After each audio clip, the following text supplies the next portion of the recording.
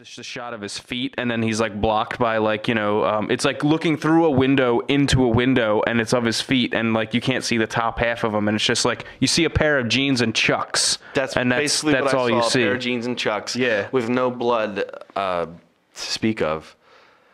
I mean, you know, when you, I don't know, anyone who's seen any horrible fucking footage online of people dying knows that like there's huge arterial flow when you blow your head off with a shotgun. And some people have responded, well, because of the massive amount of heroin, there wouldn't have been, the blood flow would have been, because you're slowed down and like, right. But at the same time, with that much heroin, would he have been able to shoot himself if his blood pressure was that lowered? Wouldn't he have just passed out? Right, exactly, yeah.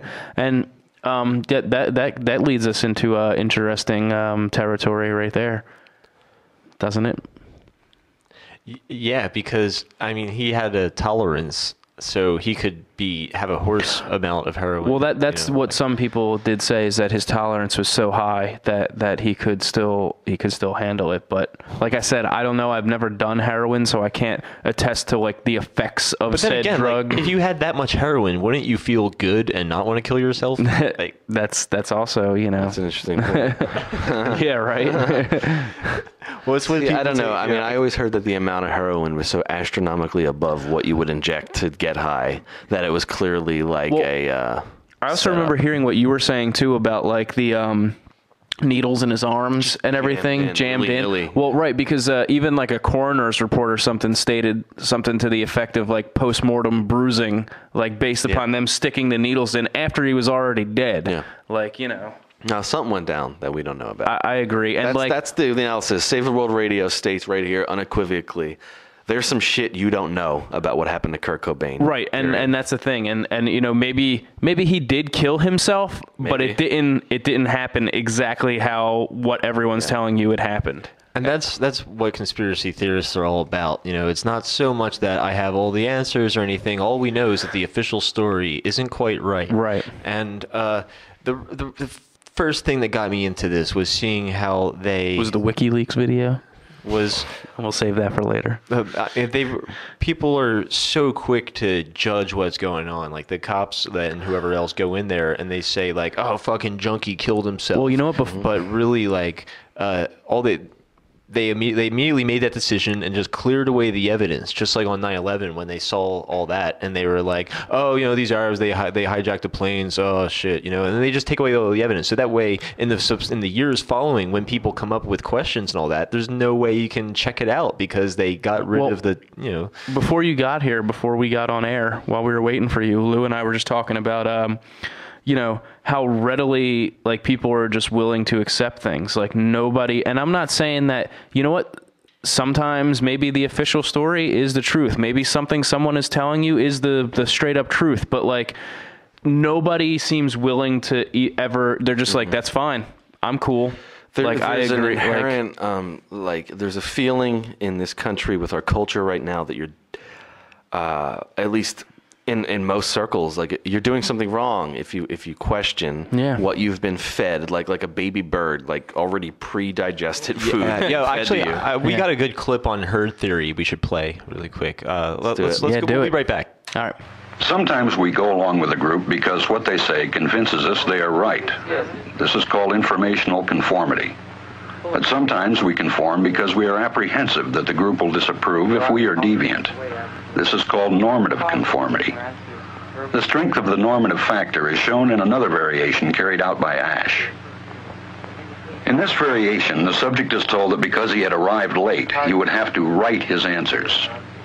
Subjects in this private response experiment are exposed to the same amount of misleading information as other subjects, but they are immune from any possible criticism by the group.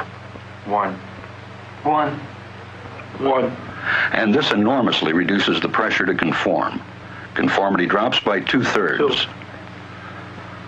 Ash's experiment is a classic. It reveals how people will deny what they see and submit to group pressure. It allows us not only to observe conformity, but to study the conditions that increase or reduce its occurrence.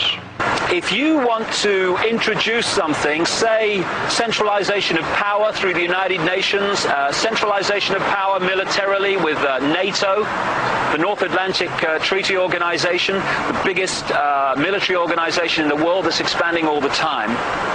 If you want to centralize power into fewer and fewer hands, if you did that openly and said this is what we want to do, there'd be a reaction against that. People would say, hey, this is a fascist state you want to create. We're not having this. But through this technique of problem, reaction, solution, you can actually manipulate people to demand you do what you want to do anyway. So it works like this. First of all, you create the problem, but you get someone else to be blamed for it.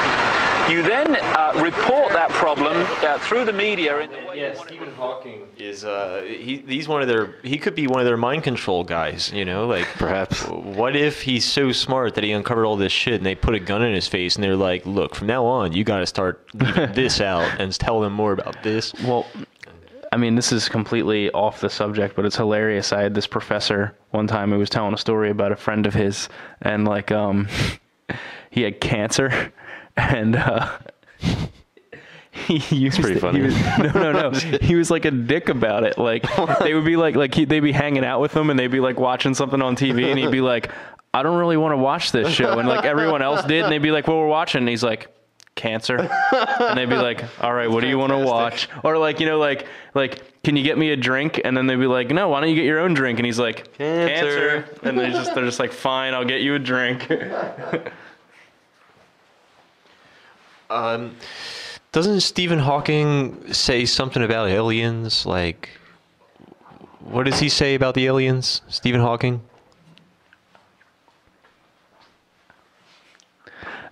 He says that we should hide from the aliens because, you know, they're going to try to kill us. He said it's akin to when Columbus came to America and then, like, you know, we colonized America and killed all the Indians. That's what they're going to do to us. Yeah. So stop searching for aliens. Stop thinking it'll be a fun experience because they're going to subjugate you and destroy you. Exactly.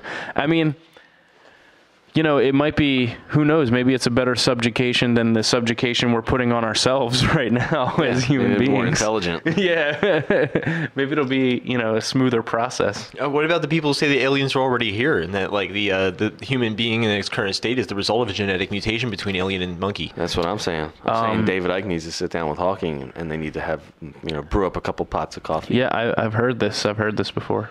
The Anunnaki, I believe they're called. They come to Earth once every couple thousand years or something, and the frequency of them coming is aligned with like some star that aligns a certain way, so that way we can like tell time, we can know when they're going to come back. Is that why they say that there's like pyramids that are in like Egypt and in South America and like stuff like that? Well, because it's amazing. I don't know if that directly relates to the Anunnaki, but there's some really peculiar stuff going on in terms of the pyramids aligning with the Orion's belt. Right, yeah. The constellation of Orion, you have Orion's belt, the 3 stars. Mm-hmm. You have like various ancient works that correspond with those stars in different places. Like not just the 3 pyramids, the big pyramids in Egypt, but you have stuff in South America and Asia. And this is basically a lot of this is the work of Graham Hancock. He's like a journalist. Well, listen, and I'm not about to, like, you know, discredit any of this because I would be totally speaking out of turn. My only thing about, like, you know, against that is that I feel like, you know, like human beings, like we are remarkable creatures. And like when people are all like, oh, you know, pyramids, all this shit aligning to Orion's belt, like perfect magnetic north and like whatever, all this other stuff. Like, I feel like even ancient Egyptians would be clever enough to figure that shit out without alien help. Sure. Like, and I'm not saying that either way. I'm not coming down either side on the. We're perfectly capable of all that beauty and graciousness ourselves. But you know, and this is just speculation. I think the truth is that, well, I don't know what the truth is, but I know that like I feel like no matter how you slice it, there's aspects of our history that have been hidden from us. Like if you think it's been this linear climb from caveman to the next step to the next step to the next step until you have like modern civilization, I think that may be a bit of a fiction. Because that's really the mind fuck. When you realize that like you've been taught a series of fictions, like Bless you, Britt. You've been taught a series of fictions from a very young age, and you turn to history. It's like maybe that's just another one. Right, exactly. No, I completely agree. Oh, I mean, yeah. I mean, that's just the thing about it all, like we were saying. Like, we're such clever creatures. Like, I mean, and just to rule...